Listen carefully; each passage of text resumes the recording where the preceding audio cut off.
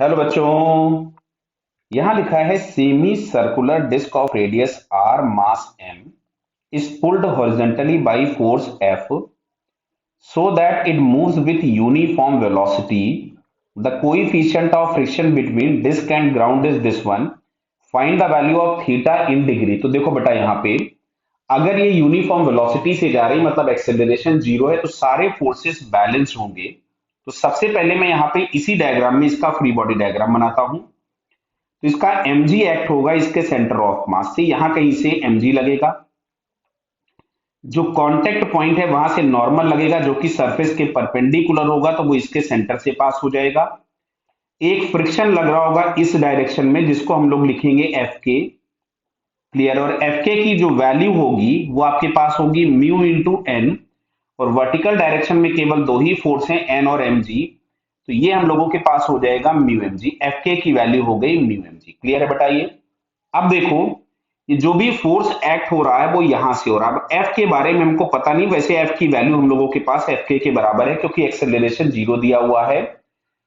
अब अगर हम लोग इस पॉइंट के अबाउट टॉर्क निकाले, ध्यान से देखना इसके अबाउट, तो बेटा नॉर्मल का टॉर्क तो जीरो हो गया नॉर्मल का टॉर्क जीरो। अब अच्छा ध्यान से सुनना, अब हम लोगों के पास एक टॉर्क बच रहा है किसका, एक टॉर्क हम लोगों के पास बचेगा किसका, mg का टॉर्क आएगा और फ्रिक्शन का टॉर्क आएगा। क्लियर है। तो अब अगर हम इस वाले पॉइंट से mg का लाइन लिए है, mg की लाइन पे रोटेशन एक्सिस से परपेंडिकुलर डिस्टेंस से ब्लैक कलर का लाइन होगा, और ये जो हम लोगों के पास है सेंटर ऑफ मास की डिस्टेंस होगी जो कि होती है 4r/3 पाई। कितनी होती है, 4r/3 पाई। तो ये थीटा के सामने है, परपेंडिकुलर है, तो ये हम लोगों के पास डिस्टेंस आ गया 4r/3 pi sine theta. Clear. अब अच्छा फ्रिक्शन पे अगर हम परपेंडिकुलर डिस्टेंस देखेंगे तो ये वाला लाइन हमको मिलेगा, ये वाला। क्लियर है क्या। अब ये एंगल थीटा दिया है, ध्यान से देखना ये थीटा दिया है, तो मैं भी ब्लू कलर से लाइन बना रहा हूं इसको, ये वाले पार्ट को।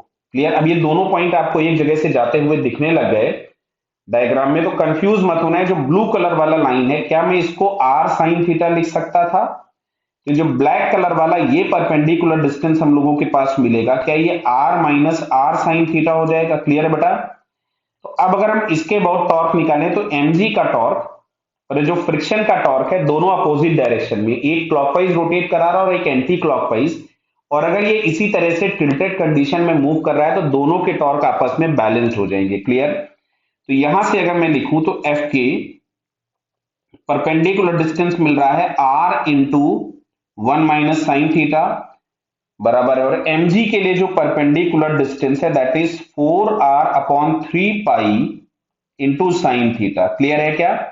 एफ के लिए मैंने लिख दिया म्यू इंटू एन, एन की जगह हो गया mg into R into 1 minus sine theta is equal to mg into 4r/3 pi into sine theta. Clear है बताइए। तो देखो mg से तो पहले मैंने mg उड़ा दिया। अच्छा म्यू की वैल्यू दी है 4/3 पाई, r से r कैंसिल हो गया, लिख दे रहा हूं मैं यहां से 4/3 pi into 1 minus sine theta is equal to 4/3 pi. r से r हम कैंसिल कर चुके थे, तो यहां पे केवल और केवल हमारे पास बचेगा 4/3 पाई इंटू साइन थीटा। तो देखो ये भी कैंसिल हो गया, तो अगली लाइन में हम लोग यहां से लिख सकते थे 1 minus sine theta is equal to sine theta, तो 2 sine theta is equal to 1, तो sine theta is equal to 1/2। तो बेटा थीटा हम लोगों को पूछा था डिग्री में, तो ये आंसर हम लोगों के पास हो जाएगा 30 डिग्री।